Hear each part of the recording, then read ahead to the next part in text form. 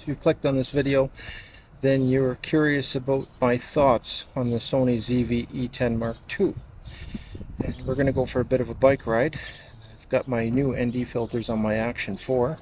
We're going to try them out and see how well they work. And I will give you my thoughts on that. So this is an ND number 8, so it does help, but it's still a little bit on the weak side. That's a little bit better there. So anyways, I'm going to point this thing around the other way, and we're going to go for a bike ride. I'm just going to put you on the neck mount. You should be able to hear me just fine. And by the way, if you use the neck mount with the Action 4, you don't need to use the wireless mic system. Your audio should come through just fine.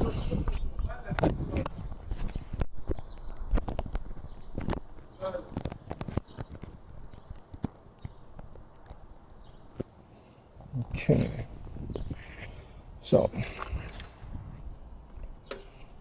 all right. Okay, let's get started. Go for a little bit of a bike ride. It's a beautiful day today, but it's a bit on the sunny side. I did take my Pocket 3 out earlier. However, the fire department decided to make an appearance, and there was lots of chaos in my neighborhood. So I do live in one of the largest cities in Canada. So anyways, I'm going to enjoy a nice leisurely stroll while I give you my thoughts. So I own the ZV-E10, the first generation. And I did a video on that. If you want to see that, it's got quite a few views. I'll put it on the end screen so you can find it.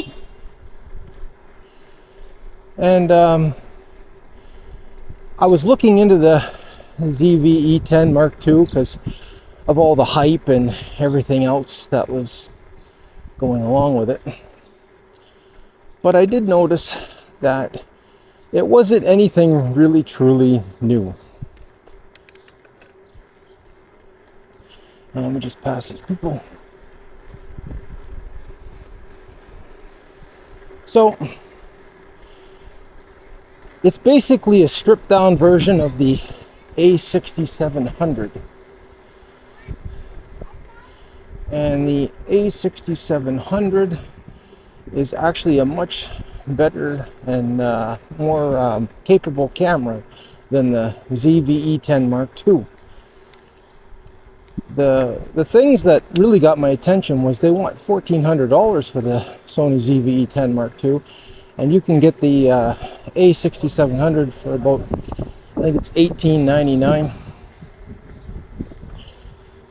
So for the extra $400 difference, you'll get a camera with an electronic EVF. So if you want to use it for photography as well as video, it'll do both. It also does 4K 120. And by the way, if you want to check out my videos on the Osmo Pocket 3, you can see the quality there. It also does 4K 120, which is kind of curious because you would think they would at least try to one up the DJI group and have a camera that can do 4K 120. It can only do 120 in 1080p. So I'm not going to be buying the Sony ZV-E10 Mark II. If I did get another Sony, I myself would probably upgrade to the A6700, but I'll wait till it goes on sale or something along those lines, because it's still kind of expensive. And everybody that seems to be talking about the Sony ZV-E10 Mark II is not even using the kit lens. You know, they might demonstrate it for a few minutes at the most, but they keep throwing on an expensive $800 Sony f1.8 11mm or something like that. That's at least $650, I think. So would I recommend the Sony? ZV-E10 Mark II for your first time camera buyer that doesn't own a Sony. If your budget is super tight, then maybe you have no choice but to go that route. But I would just go up to the A6700 if you're going to go that route. But it's not really a vlogging camera, so I'd like to get into that right now.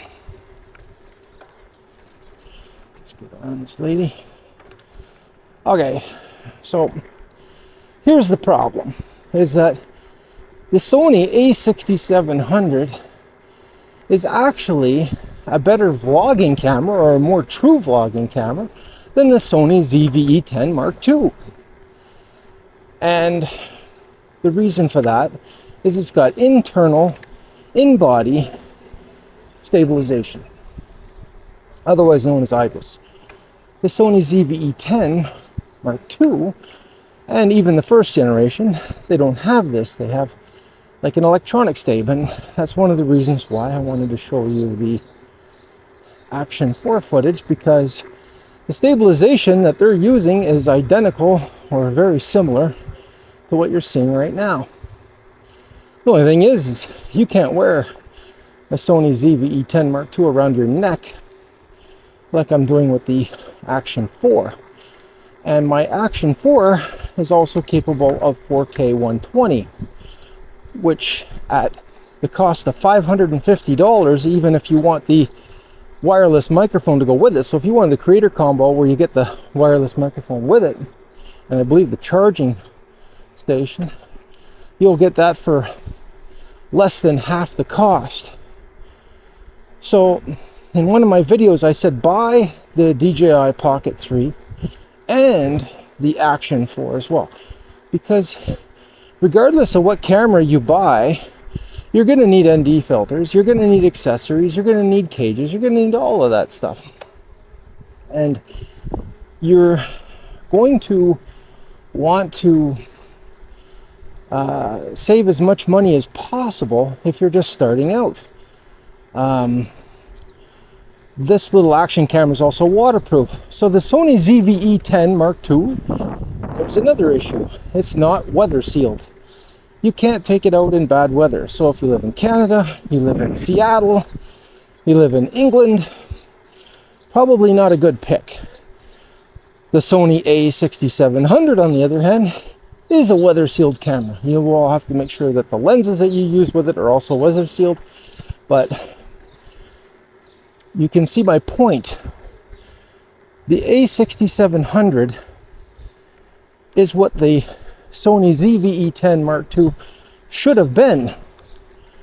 In my opinion, that is the true Sony ZV-E10 Mark II, not the whatever thing that they just made up. So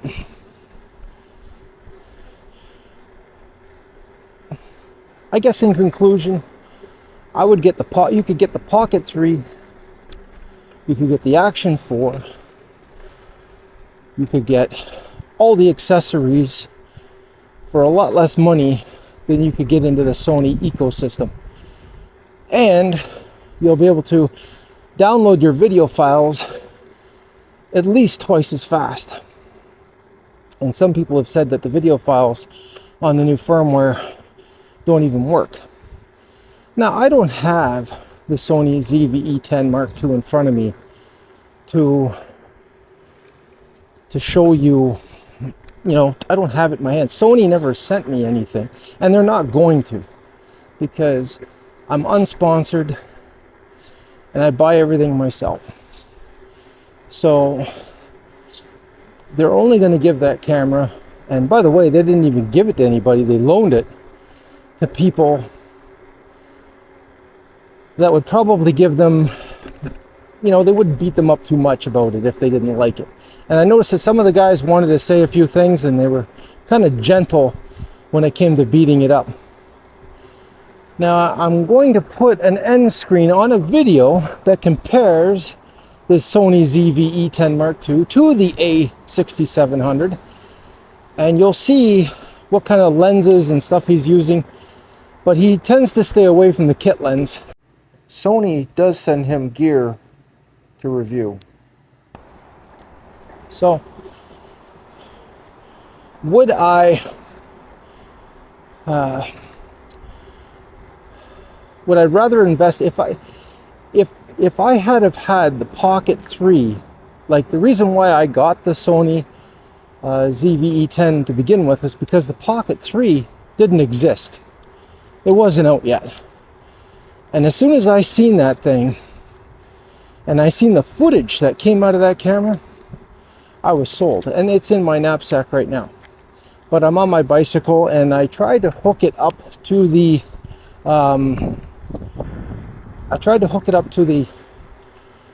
bicycle with the Z-axis, but it just wasn't having it.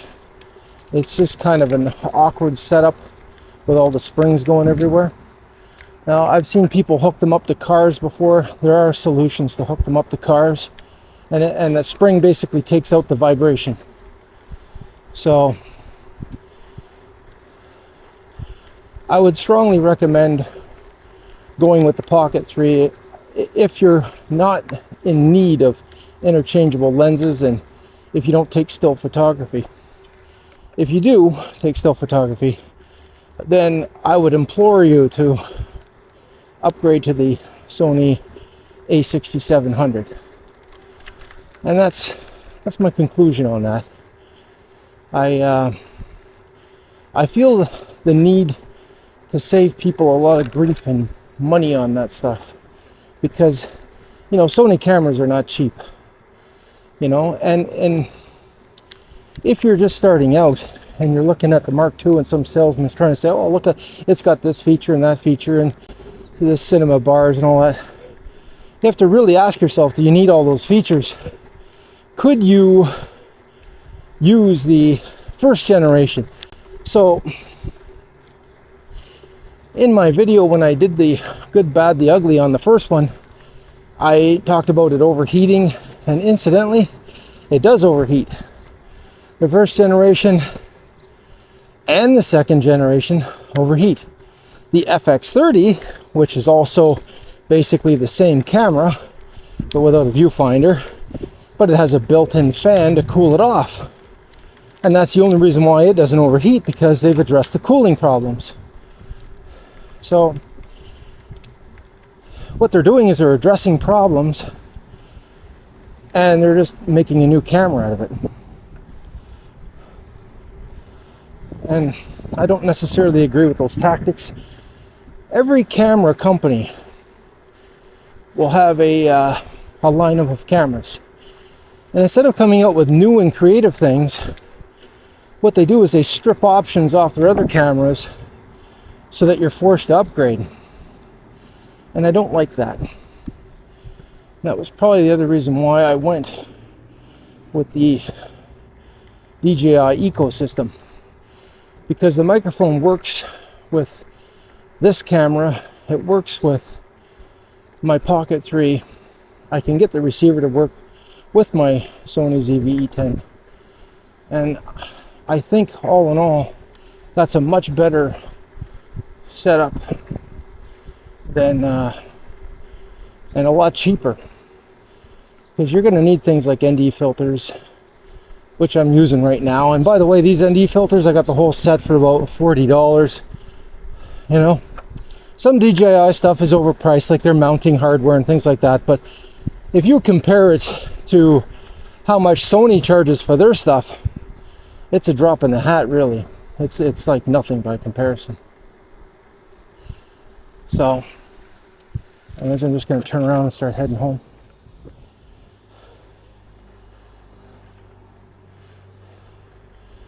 So anyways, that's it for this video. I hope you enjoyed the bike ride and my thoughts on the Sony ZV-E10 Mark II. And I hope I can save somebody some money out there, because you would either be better off to go with the first generation and live without some of the features, because it's actually a better value. That camera is actually a much better value for the money. But at $1,400, I don't think the other one is. I think they just priced it just cheap enough underneath the 6700. But what they don't realize is that at $400, it's not that much of a climb from the first one. And I would just say, you know what? I'm going to get the other one, get the EVF, have the 4K 120. You know, you're still running APS-C sensor, which is fine. And you'll be a lot happier in the long run. And you're weather sealed. So if you get caught out in bad weather, hey, you can still use the thing. And then I would invest in some better glass for that one. So, and that's it. Go home, take care of yourself, be safe. I'll see you at the next video. Bye.